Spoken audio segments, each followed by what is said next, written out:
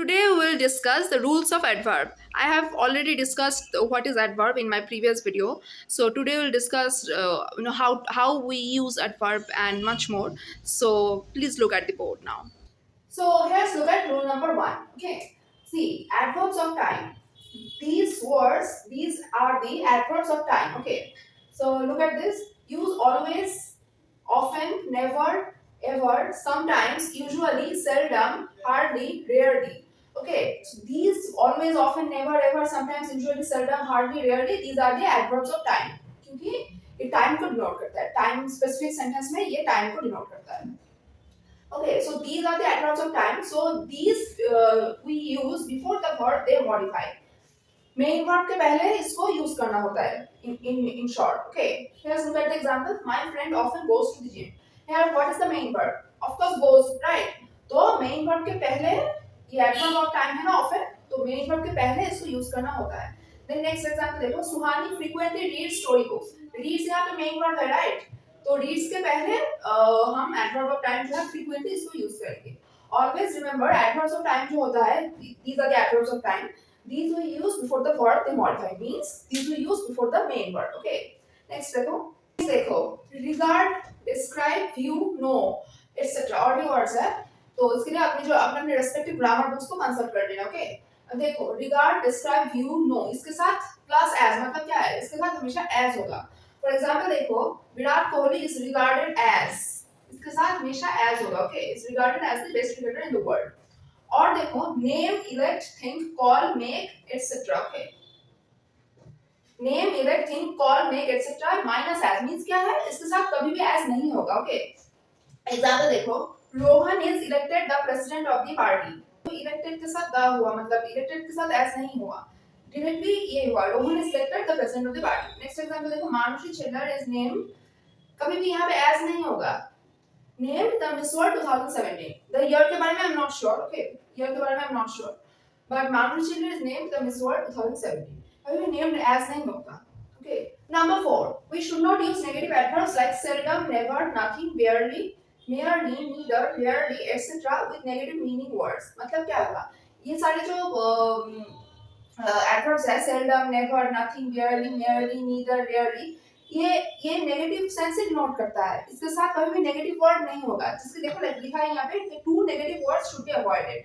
Okay, इसके साथ कभी भी कोई नेगेटिव वर्ड नहीं होगा, क्योंकि ये अपने में ही नेगेटिविटी डिनोट करता है सेंटेंस में. एग्जांपल देखो एग्जांपल्स देखो, यही मैं बोल रही थी कि I don't go seldom there. देखो यहाँ पे डोंट क्या है, एक नेगेटिव वर्ड है.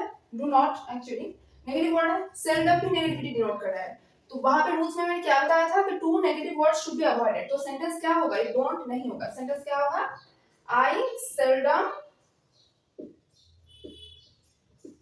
गोस देयर. ओके, ये होगा राइट सेंटेंस, ये होगा रॉन्ग सेंटेंस. ओके, अब नेक्स्ट देखो, the poor farmer did not know nothing about the theft of his crops.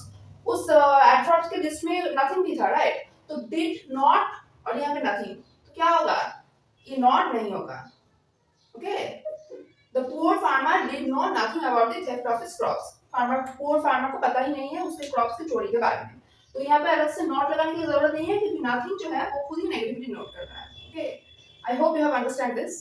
Then next point देखो, number 5 देखो, rule of inversion. Inversion का मतलब पहले समझो. Inversion का मतलब क्या है, जब sentence का structure जैसा है वैसा ना हो तो उल्टा हो जाए. अब देखो normally sentence का structure क्या है कि पहले आता है subject, फिर आता है ऑक्सिलरी वर्ब, फिर अगर ऑक्सिलरी वर्ब की जरूरत है तो, अगर नहीं है तो पहले मेन वर्ब क्या आएगा, फिर आएगा ऑब्जेक्ट, राइट? जैसे कि कोई एग्जांपल ले लो, राम इज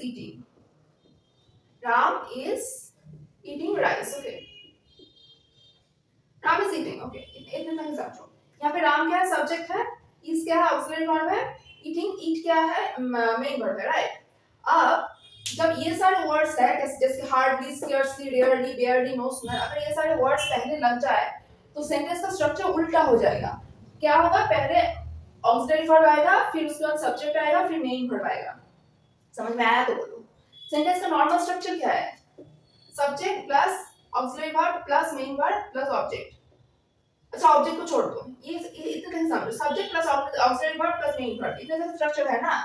लेकिन अगर ये सारे वर्ड्स पहले लग जाए, hardly, स्carcely, rarely, barely, no sooner, तब उल्टा हो जाएगा कि ऑक्सिलरी वर्ब पहले आ जाएगा, सब्जेक्ट अंदर में मतलब बीच में आ जाएगा, उसके बाद लास्ट में मेन वर्ब हो जाएगा।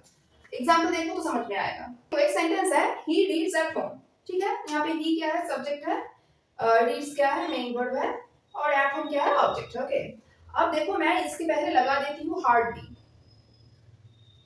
हार्डली, ओके, तब क्या होगा, तब ऐसा होगा सेंटेंस का स्ट्रक्चर, ऐसा हो जाएगा सेंटेंस का स्ट्रक्चर कि पहले ऑक्सिलरी वर्ब आएगा। यहाँ पे कोई ऑक्सिलरी वर्ब है नहीं है, राइट, लेकिन हमें समझ में आ रहा है कि यहाँ पे अगर ऑक्सिलरी वर्ब होता तो क्या होता, डज होता।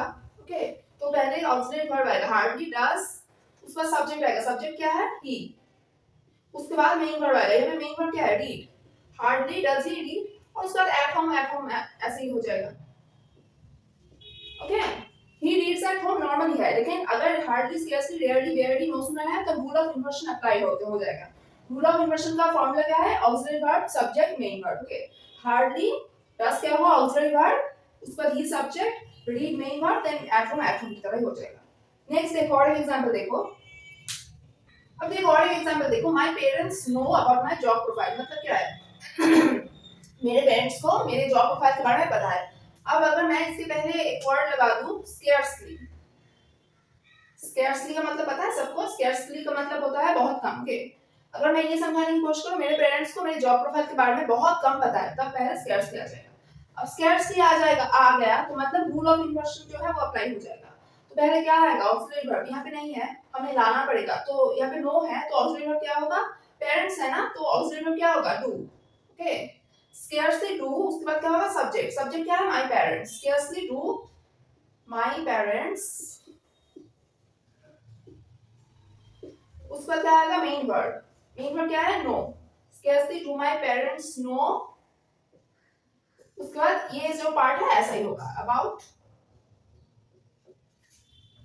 my job profile। ओके, तो समझ में आया rule of inversion.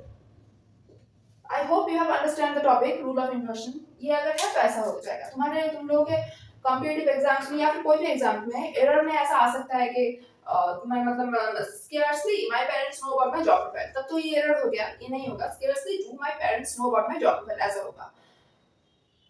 Thank you for watching. Please subscribe to my channel.